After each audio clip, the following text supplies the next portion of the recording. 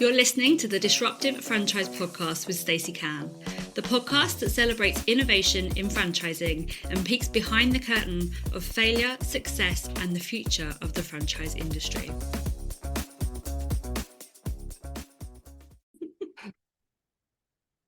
Welcome to today's episode of the Disruptive Franchise Podcast. Today we have a very special guest because we have our sponsor, Jem from Bookwhen. Hey, Jem. Stacey, how are you? Yeah, good, thank you. I'm really excited to have you here. It's great to be here. We're gonna have a really good chat, and we always have a chat anyway, but this we time do.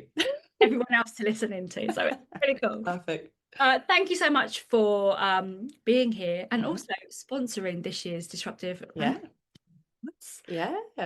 excited to do it this year. Cool. Tell us a little bit about Bookwen first of all, and then we'll get into the awards. Cool. So Bookwen is an online booking platform that really you can manage events, classes, workshops.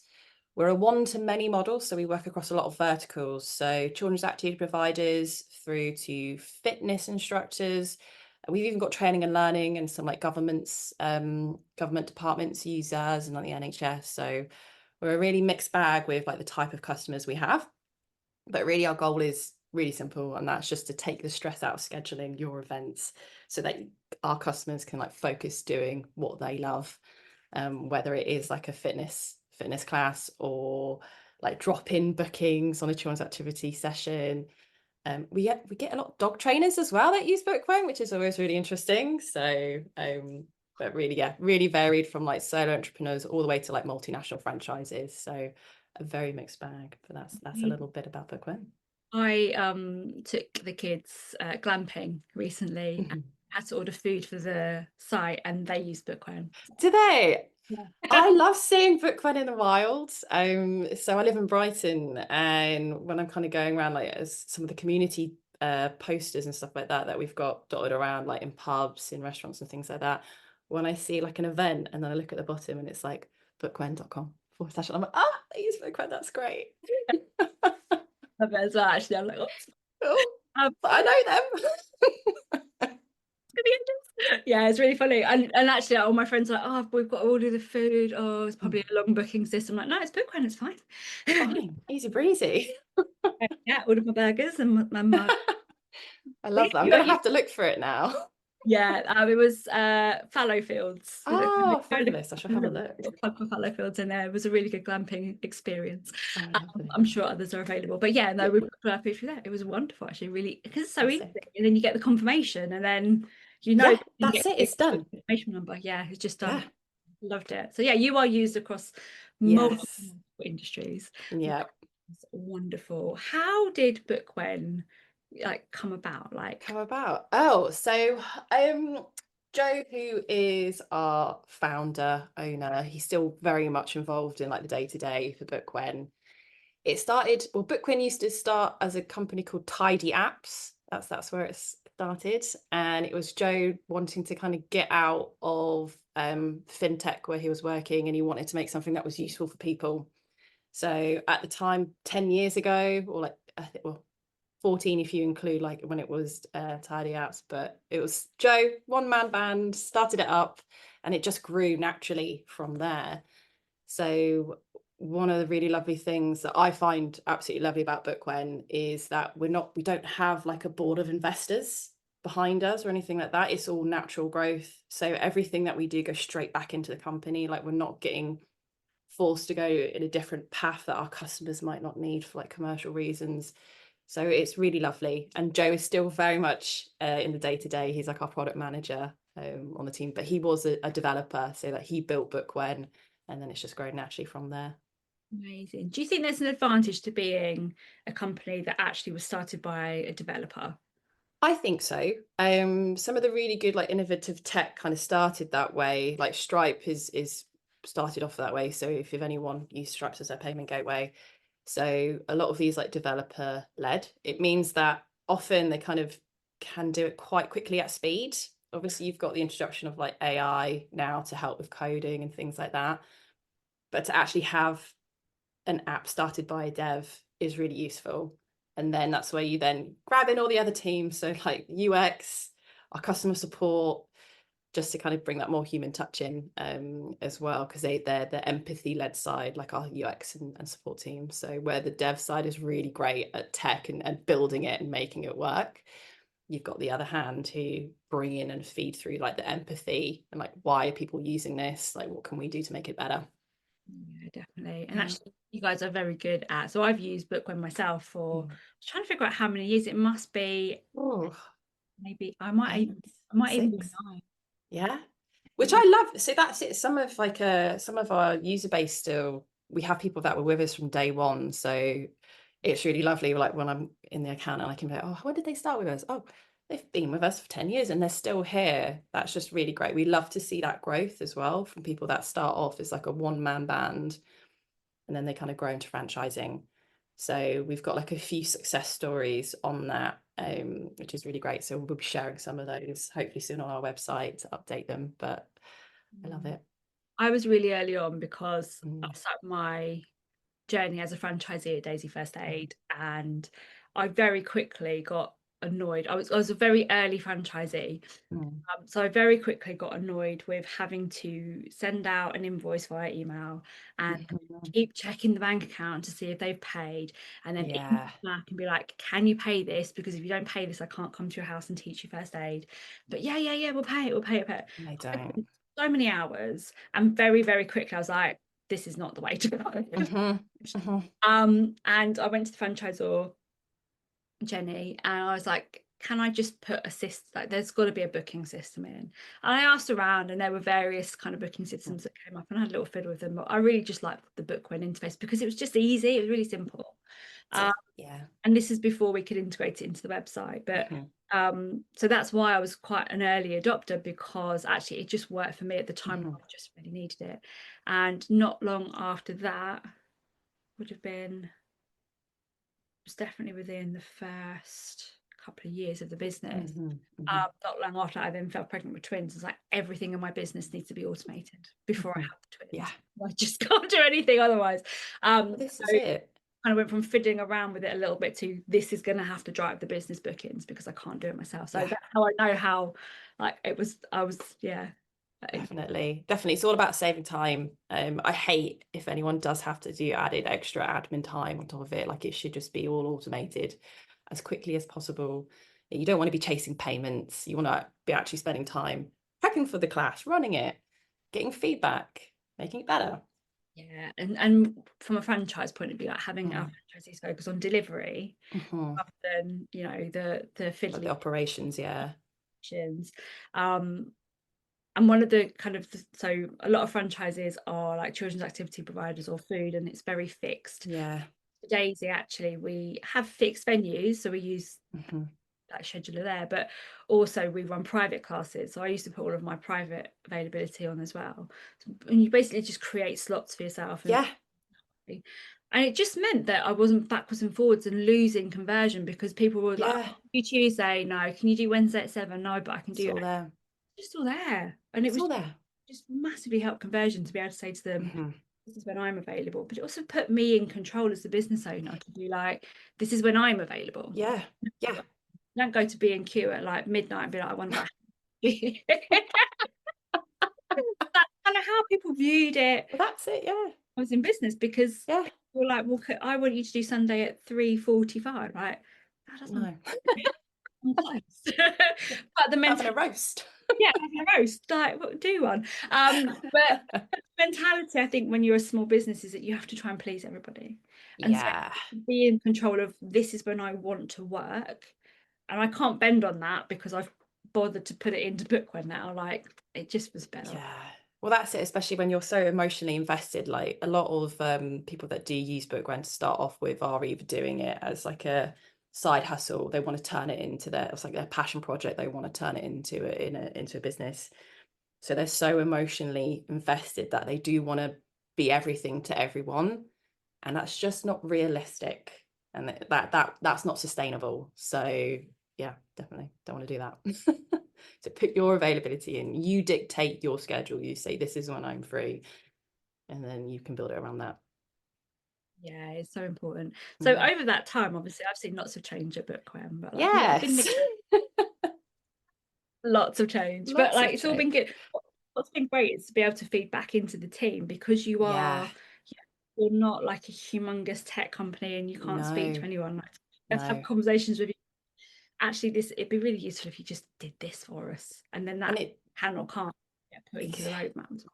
exactly, like that's the thing as well, like I was telling you, one is just keep listening to your customers. They're the ones that often kind of potentially, so I was like, spot problems before you do. So telling you what you need. And we love hearing back from customers. I think the only problem when it comes down to is being able to implement that feedback quick enough and soon enough. But luckily with the customer base we have, we're like, no, we are going to get to it. It's a matter of when, not if. So it's just making sure that we keep them up to date with, okay, well, that was a really great idea. This is how we're going to do it. So it's a time and resource is always the biggest issue, I would say. But also being able to explain that back to the customer, being like, Yeah. idea, but it doesn't work here. Well, this is it. We're a team of 16 at Bookwhen, and that is it. So I think when I first started, which was about 4 years ago, there was about 8 of us. So we've grown quite a bit. And most of our team members are in the dev side, and then on support. So it's a nice balance, but it is it's always time and capacity to get things in and built. But it's really exciting when it does happen, and I love seeing the change, and I love hearing the feedback when we've had that change. Like one of our most recent releases was to bring in like post-event emails so that you can kind of continue that journey with your customers after they've been to events. And we're getting already some great feedback, and we're like, okay, yeah, we know how we're going to iterate it next. So we've got it like in the pipeline, ready, sat there with the feedback. And like our UX researcher, Eloise, often meets with Karen, who's on our support team. They're so focused on customer feedback and making sure that we're bringing it back into the product team. And we're like, right, this bit's really great, but here's an even better if we can make it work this way, it's going to be like absolutely brilliant. So it's always lovely to hear that feedback come back. Amazing. Yeah. 4 years, Jen, what are like the biggest changes that you remember happening? I would say the biggest change is more internal. So it's the way that we manage the product and the way that we sit down and develop. So this year's been quite a big change in kind of getting everybody into the swing of being comfortable in making mistakes, or that comfort of like fear of failure. So some of the processes that we've developed focus on that. So we're more, what am I trying to say? We do smaller iterative changes now rather than kind of really big, large ones, which has a lot of fear attached to it when you're launching something that's quite massive and a big change. And it's also quite difficult for our customers because then they have to adapt to something that might be completely different to how they were creating it before. So the small iterative changes is the biggest change we've had in how we develop. So there's things that happen that you might not notice straight away, and it's just intuitive. So that is the biggest change, I'd say, for Bookwen. Love that, because Yeah, actually, if you can get your team on board in working in the way that works for them, that's how they are then comfortable to put those, exactly. isn't it? Like without kind of being like, I don't want to mess up and get fired. Like that. Exactly. So it's that safe space to innovate, to make mistakes, because mistakes are learnings, that in my eyes. And my favorite thing is when we've released something and when we get to share it back with the team and we're like, it's there, and then we can watch this, like the data coming in. We're like, oh, we can see people using it. It's amazing. And then if we don't hear back from them, we're like, great, it's working, brilliant. And then it's when you get the feedback, you're like, okay, maybe it's not working the way we thought, but we can quickly change it because we work in smaller stages now. So it's lovely. It's really nice. Yeah. It's breaking down. I love that you touched on this. Like, it's breaking down that fear, isn't it? Because actually, like one of the biggest reasons that we don't do things is because primarily we kind of think this tiger's going to jump out and Yeah. like poke our head out of the cave, but that doesn't happen anymore. And actually, in this age of tech, not that I'm in a tech Mhm. industry, but like in this age of tech, I think there's a greater expectation for innovation. Yes. Meet that Yeah. really to make it happen, right? Yeah, definitely. I mean, you always get with customers using tech as well, you get people that love it exactly how it is. They don't want it changed. But then you've got people like on the other flip side who are like, oh, I need to see something new. Like, how are you, like, how am I going to grow if I can't see you growing? So it's often like a balancing between making the right and smart changes over things that are just going to disrupt in a negative way. But yeah, that fear of failure is definitely like somewhere I think people should be comfortable in, because that's where you innovate. Exactly. It's there. And you have to keep ahead. Like, that's the thing. Like, if you're not innovating, you fall behind in tech, and your product can get outdated very quickly, and then people will move on to the next thing. So while it's really nice to do like new customer acquisition, it's about retaining customers as well. So again, like innovating in a sustainable way that grows both your customers and your business. Yeah, definitely. I think a lot of innovation as well actually stems from failure, because there has 100%. a need to Yeah. like fix, change, pivot, like whatever that is. Like, and I think Yeah. I look back at my entire career, most of the times I've had to innovate because I've been in a tricky situation, and whether I've caused that or not is a different story. Sometimes I have, sometimes I haven't. But it is that like COVID being, this example of like the world changed overnight. The innovation Yeah, came from that. It's game changing for everybody, really. Although we'd all definitely. had it, actually it's left us But with the world. that's it with Bookwhen. So I wasn't at Bookwhen at the time, but the team worked very quickly to get Zoom integrated, because at the time I don't think we didn't have any like online video or like online meeting platform integrated, and they had to move so quick to get that in. And it meant that we were able to help businesses stay open, because they're able to switch to do like yoga online, or like meditation online, or mindfulness sessions. So that was a really, like, the pivot there was amazing, and it paid off. So everyone could continue using Bookwen. It definitely, like I was with you guys as a customer at that time. It definitely made life easier to be able to then like put in a system that Yeah, automatically set up the Zoom and it will just happen, rather than like I've got to do this bit, yeah. just bring it all together, because we were worried enough about like paying the bill. Well, that's it. That's it, definitely. So, that's it's a great example of when pivoting and moving at speed it pays off. So yeah, we like, the most important thing for us is to allow our customers to be able to do what they love, and we want to do that in a way that they don't have to keep using like several different systems. Like, you don't have the time to be switching from tool to tool. You want it all in one place.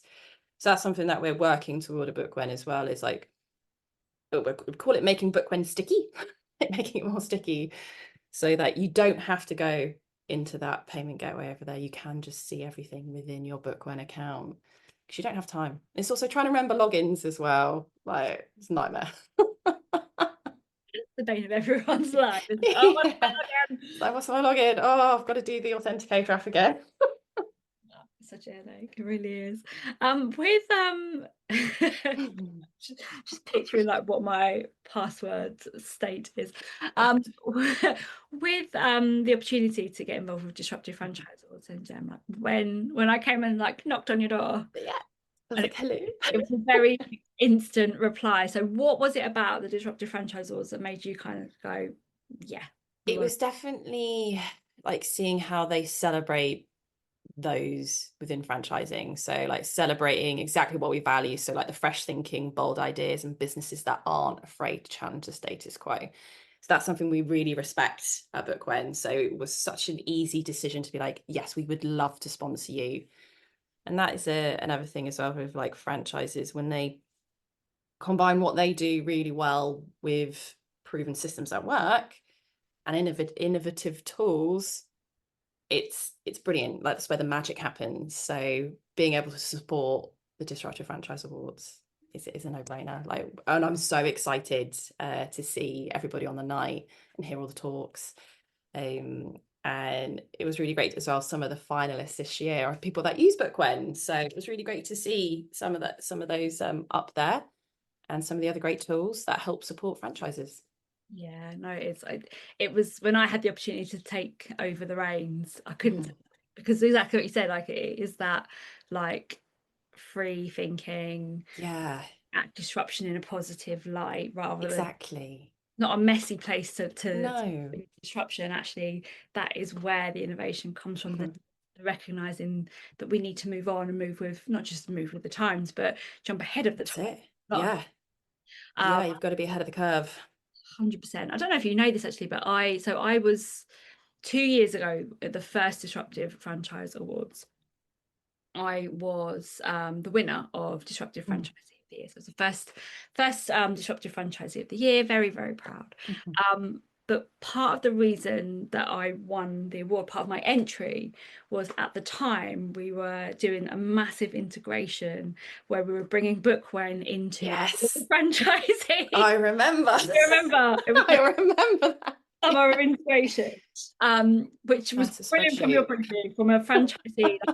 And part of that was very much because there was no support manager award No. this year, but there was no like half measure Mm. for it. So kind of getting the Daisy for Say franchisees to uptake Bookwhen. Some of them had already, but we made it Yeah. a booking system Mhm. because of all the things that we've done together. We worked on like using the templates and setting The up tags, yeah. tags, all the tags. Um, that's a whole nother episode. The whole nother effort. Yeah, we've got. But How long have you got? not lost, honestly. Documents still work though. Perfect. But part of that entry and kind of I'm sure was what kind of helped the judges to Mhm. score me highly was like how we innovated and used Mhm. and disrupted within our franchise in a very positive way of getting them to on board with Bookwen as booking system Yeah. and integrate it into our website, because Daisy First Aid we've never taken the money directly as a head office Mhm. to franchisees, and we wanted to make sure that the franchisees had the control. So Mhm. that whole project that we did of integrating it across the franchise probably Yeah. responsible for me winning the award. It's a nice full circle moment. That's a lovely full circle. And that's the thing, it's always like change management when you are like disruption. Again, obviously I mentioned about that's where magic happens. It still is, but change management requires so much time and effort to put into that. And it's not just like introducing something new as well. It's then being consistent with that after it and having to re-engage it. So with us, it's like with our processes that we have in internally now, it's making sure that we bring it back to that, and it's the reminder of like, okay, we know that that bit doesn't work, so let's try this, let's innovate here. Or is like, okay, we know that's not working anymore, let's try something new. So consistency along with disruption can be quite time consuming, but it pays off in the end. Always does. Yeah. I think there's a notion that disruption is like this like Scary. scary Yeah. big moment, but actually disruption can just be about a small change that Yeah. Big impact. wins.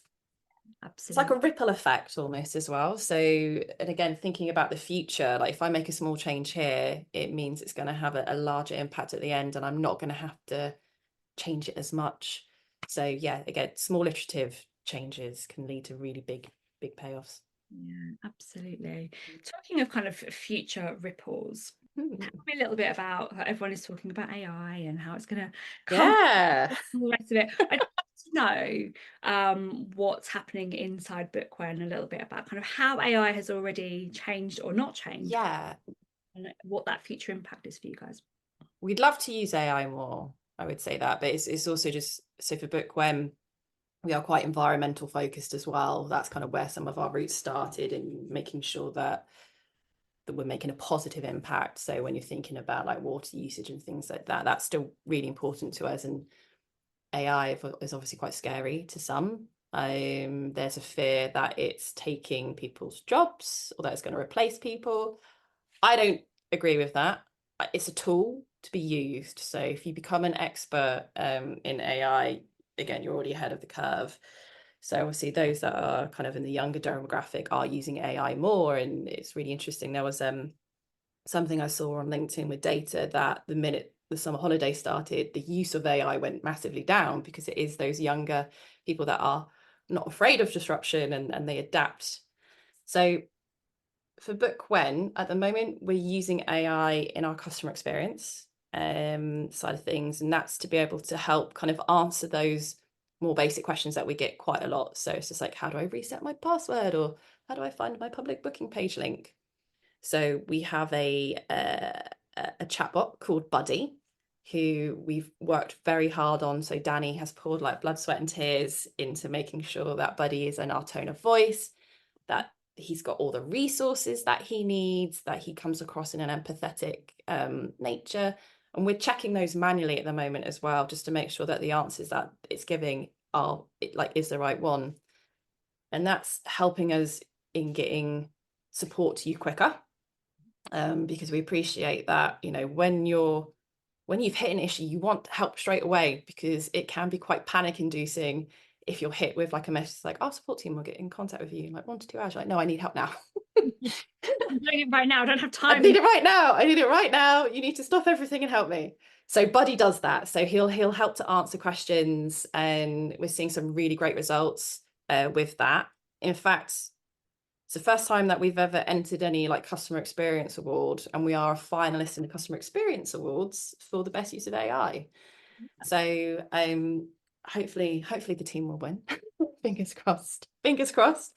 It's the first time we've ever entered any awards ourselves. But that is how we're using AI predominantly at the moment in Bookwhen.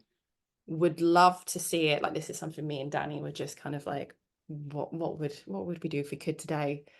And it would be great to have AI built in, so you could say, I want to run an event on a Tuesday at 4 o'clock every week until the 25th of December. And then it just does it all for you. It fills in all the details. It adds an event image that you might like. It builds a booking form. Because that speed to get in your events, like, again, it's saving time. If we can use AI to save time, brilliant. But that's mainly like, that's our big sky thinking. If we could do anything like that would be brilliant. But we'll see how we use it more. I definitely use AI to help with data analysis sometimes, like when I've got a large set of data and I need very quickly, like, can you just group this into this is what I'm seeing, and it helps to do it very quickly. So I love that for me personally. Really nice to let someone else deal with that, isn't it? Because that is so much time. I love your approach though, of like that big kind of blue sky thinking about we use AI to improve the saving of people's time, because that's where you bring the support, right? So on the support side, it means that, you know, with the team size that we have, we can keep it at that, and then we can allow our support team members to do like passion projects and things that are important to them that they want to grow in. So it's picking up the chats that are kind of like low impact, low value, that can be answered by a bot, and then they tackle the bigger questions. Like, someone wants to talk about, how can I improve my business, or how can I add a new revenue stream? And we're like, great, okay, let's have a look at your account, and then we can dive into that and be like, okay, these are these great areas that you could go to. But yeah, we'll see how it goes. But if anyone that uses Bookwen, like, if you interact with us, the first person you'll probably see is Buddy. You're right, then there is nothing scarier than like, I can't do this thing right now. Well, that's it. Time. Like, Yeah. And from like a growth perspective, like, we're only based in the UK, like our entire team is UK based, but we have customers over in the US on like the West Coast, the East Coast. We've got some customers in the Philippines as well, like Australia, and we're just not here. Like, we want to support them, but we're not here. So Buddy is a great way with the AI to like answer those questions and at least give them a response. So like, we're like, yeah, we hear you, we're going to help as much as I can. And then like, if it is something that requires the human team to look at it, then it's already like the troubleshooting steps have already happened. So we're like, okay, I know exactly what this is. Give me 5 minutes and I'll help you figure it out. Yeah, I love that, because again, like, saving your time to help more customers, right? Because you're in that chat like, have you turned it off? Have you turned it off? Plugged in? Like, are you in the right account? I've had that before. Are you logged into the right account? Yeah, that's what we say, like, are you logged into your account? Okay. Go to this page. What page? Like, What page? That just takes up the time that you could actually be helping somebody else resolve problems. Yeah, definitely. like it. So, Jem, if you could wave, or if I could wave a magic wand and get rid of any chance of failure, what would you go for? What would you I want? think it would be the AI. Like, I think from a Bookwhen point of view, it would definitely be being able to develop quickly without fear of failing and things going out, and if it does fail, it's fine. Don't worry about it. But that AI tool would be great. That would be brilliant if we could. If that's something we could do tomorrow. Oh, I'd love it. But for like me personally, I would love to do like be a children's illustrator for like children's books. But I can't draw. So that's fine. AI. But that's it, AI. But if I could do it with it, if I couldn't fail, then I could do it. But Exactly. then there's a quote by like Thomas Edison that I really like, and it's like, if I can remember off the top of my head, it's a bit like, I've not failed, I've just found 10,000 ways that didn't work. Yeah. So that's how I try to approach things. I But like what that. about you? What would you do if you couldn't fail? Such a big question. Yeah. It really is. I think I think right now at this point in time, if I couldn't fail, probably, and I'd probably need to trademark this after we get off the call. Yeah. What I'd probably do is build, it would be tech based, and I would probably Yeah. build a tool Mm. that helps franchisors with their recruitment, but in a Oh, authentic yeah. way that is able to go and analyze big data sets very Yeah. quickly and help Yeah. make the decisions, not just for the content, but also for their sales process. So Mhm. I don't even know where to start on something like that. I would I absolutely, mean, but that's what I would do. I would, that that would be brilliant as well, because it's like territories are so different one to the next. Like Brighton versus like Brace Emmons and Suffolk, completely different demographic. yeah, So what works down here wouldn't necessarily work up there. So if there was a bit like, oh, okay, let's take in your socioeconomic, like where are you? There what used should to that be, messaging be for that area versus that's it. It used to be like, I've done a bit of everything in my life, in terms of career wise. And I used to really love this tool. It's like called Acorn Data, or it was like Acorn Marketing. And it used to be demographics. We used to do like mail drops and door drops. And that's where it would build you a picture, and you could share that then with like pharmacies so that they could create content and mail drops that were tied to that area, and so like to drive and generate business. So I love that idea, Stacey. That would be really amazing. but I wouldn't have a clue where to start. But that's what if I could just like, yeah, the one is waved, I'm gonna succeed regardless. Yeah. Would be to build a tool, because a tool I think is like personal knowledge is invaluable, and that's what I do. I help business Yeah. through franchises, but actually, like, there's a smarter way to do it, and I think that, like, I, I genuinely think we're coming to a bit of a curve where, there are so many courses, there are so many challenges online, there's so many masterminds, Yeah. so many things to join and do and be, whereas actually I think most of us are now at a point where we just want it done. Yeah. We don't have time. Time to go and learn. I just want We it don't have done. time. Yeah.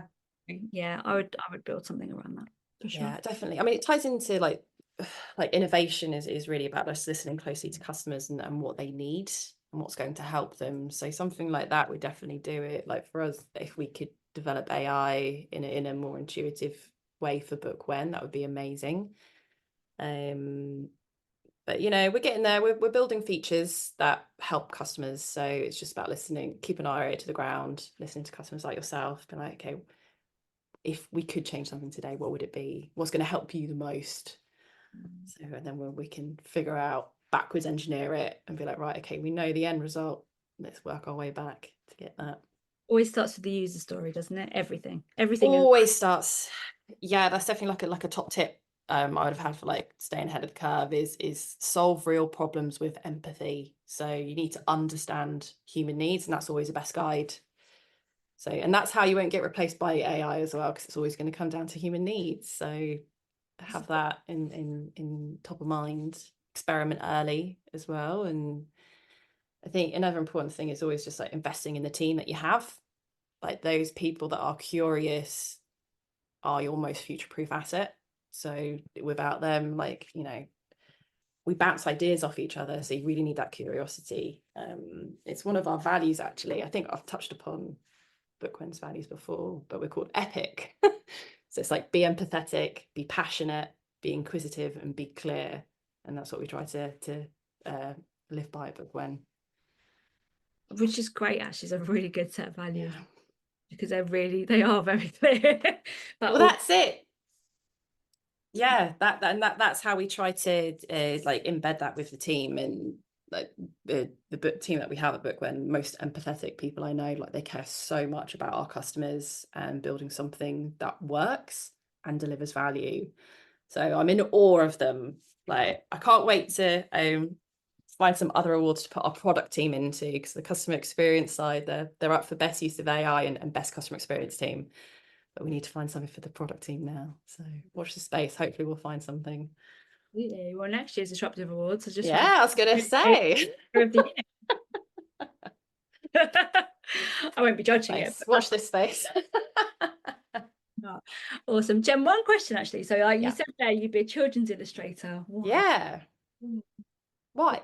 So I love reading. Like I grew up with parents who were very passionate about getting lost in a book. So I grew up around all these like fantasy books like Terry Pratchett, like David Gemmell, Game of Thrones even as well, like throwing that in there.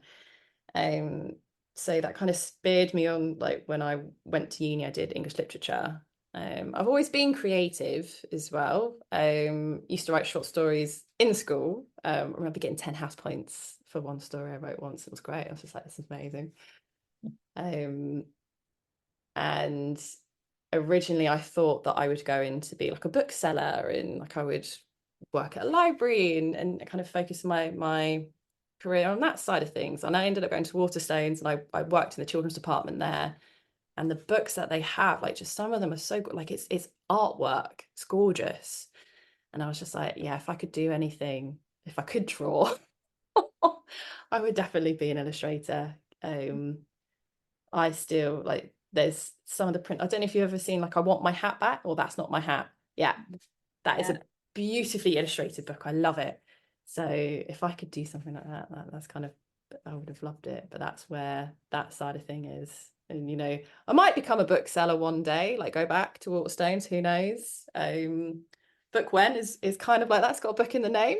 But yeah, I see the connection there. Yeah. But I should really, like, we've got customers who do like art workshops. I should take a look at them, really. Maybe sign up for one.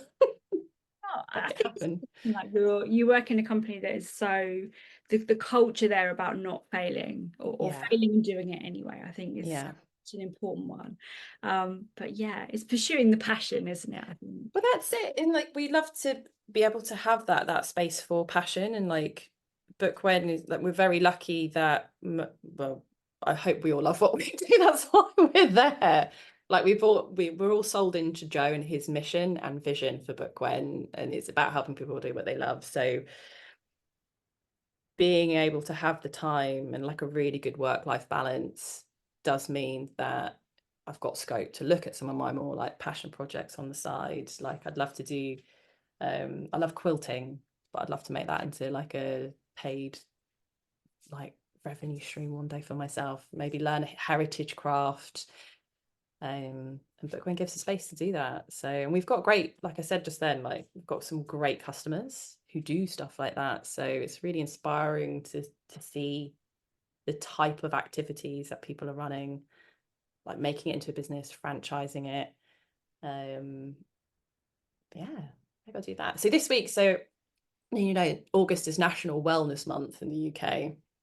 So this week we're focused at work, like we're doing weekly posts about it internally, tied into our values. And this week's all about passion. So it's about finding what lights you up, what sparks joy for you, whether that is in work or outside of work. And we've all been sharing like different things that we're doing.